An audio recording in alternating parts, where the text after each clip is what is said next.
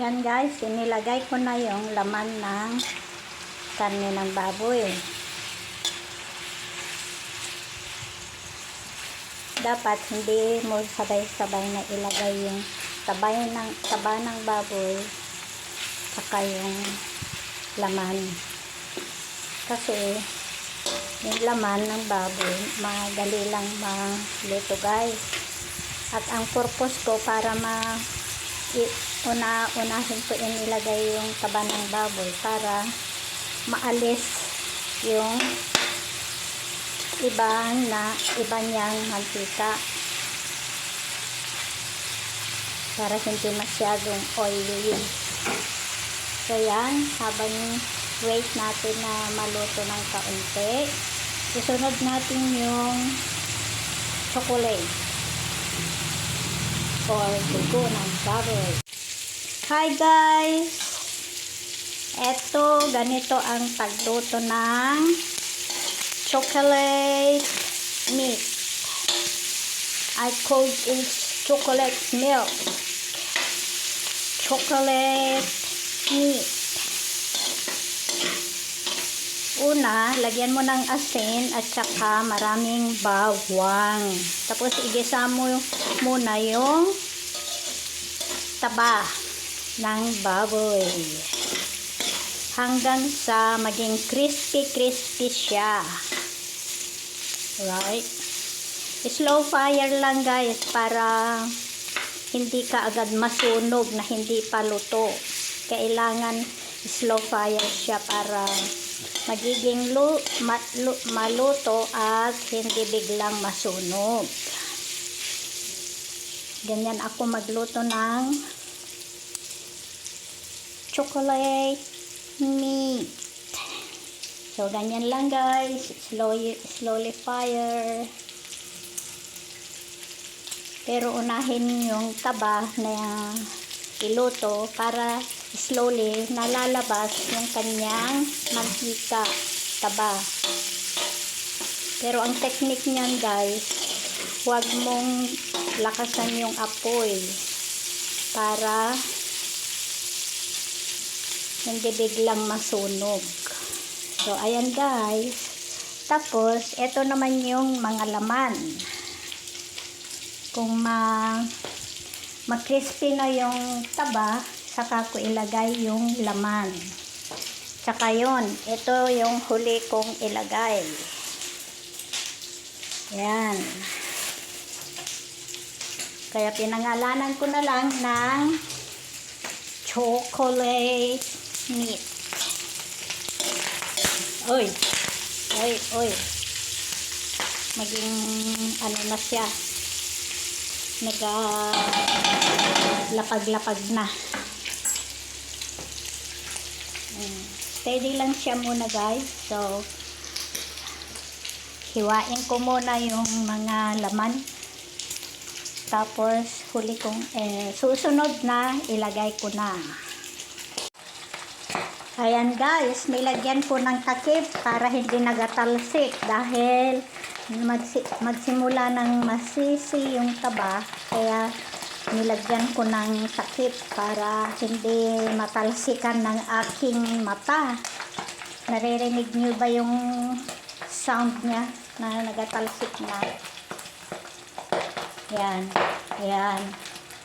Kaya para hindi madisgrasya ang aking mukha, nilagyan ko muna ng takip para lang hindi matalsikan ng mukha. So continue guys, magsisi-sisi muna siya slowly na maalis yung mantika bago natin ilagay yung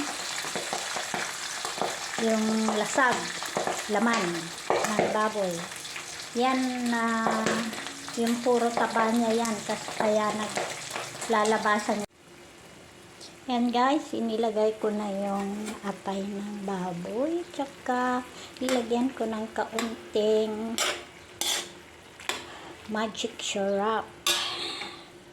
Now, i-high fire natin ng kaunti at ihalo na natin yung taba ng baboy. Halo-halo na sila. I-fry natin ng kaunti. Mm. Naaamoy ko na yung naghalong bawang tsaka sibuyas na kaunti, asin,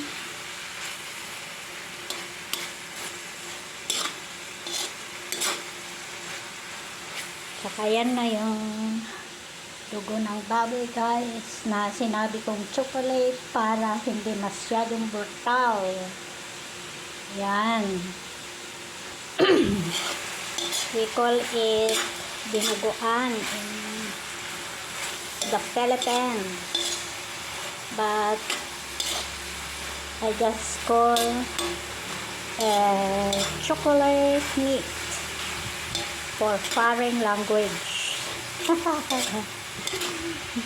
Because you know why, it's really shocking if I say dugo.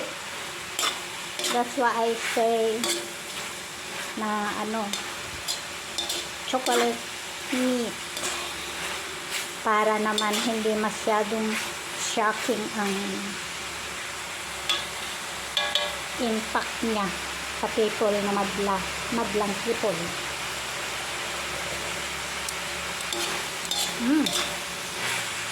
Really yummy. This is one of our Filipino favorite dish. We call it dinardaraan. In Ilocano, dinardaraan. In Tagalog, dinuguan. In English, chocolate meat. Got it? Get it? Got it? So yan guys. Medyo naluto na. Pwede nang ilagay yung dinardaraan, yung dugo ng baboy. I just call chocolate milk. So, parang masarap. Yan na guys. O, diba?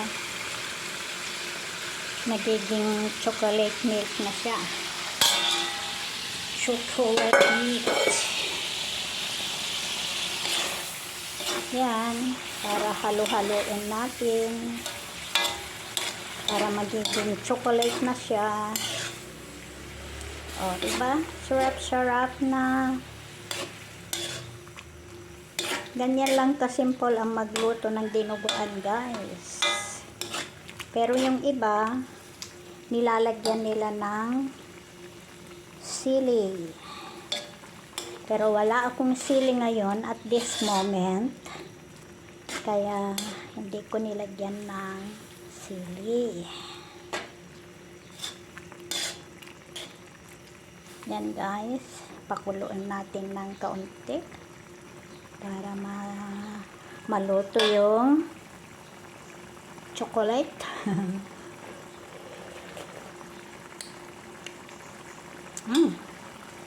Masarap. Lagyan ko ng kaunting tubig. Wait lang guys. Lagyan ko ng kaunting tubig. Ayan guys, nasisi na yung taba ng baboy. Kaya alisin natin ng kaunti yung yung mantika para hindi masyadong oily yung ating lulutuin na chocolate milk. Alisin natin ng kaunting taba yung mantika guys. Para hindi masyadong ma-oily. Hindi masyadong mataba. Masyadong maraming mantika. Kaya alisin natin ng kaunti yung ibang mantika niya bago natin ilagay yung iba pang sahog niya. Yan. Ayan guys, patuloy na kumukulo.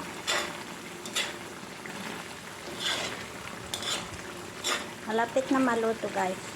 Actually, luto na. Masarap yung may kaunting sabaw.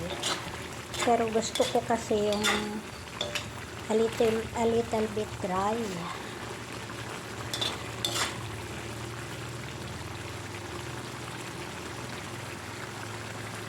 At ano nga, tikman ko nga kung pwede na yung lasa niya.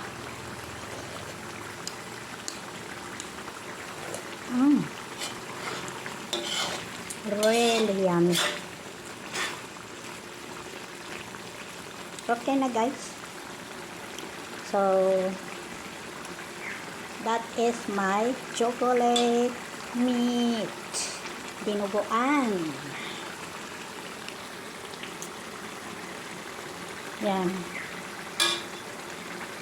Patayin na natin yung apoy at tama na yan.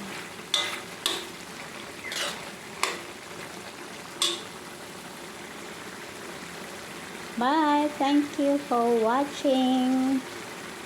Paniluto kong chocolate meat.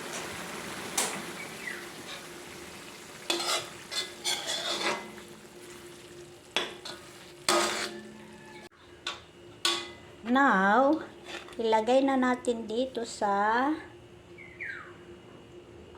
malukong para mabaawan.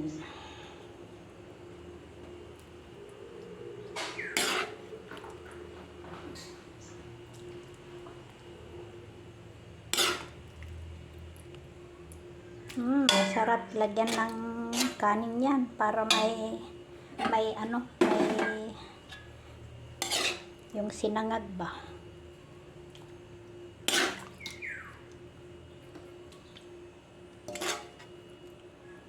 Lagyan ko nga ng kanin yan. May bahaw na kanin ako dyan eh. Lagay ko dyan para masarap. Para hindi ko na iinit. Dyan ko na lang iinit.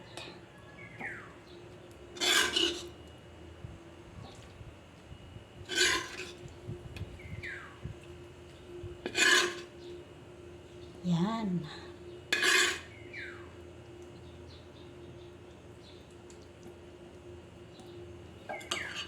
So, lagyan ko ng kanin yan. Para hindi masayang. So, yan na guys. Na-transfer na dito sa mangkok. Para masarap. Masarap tignan guys. Okay.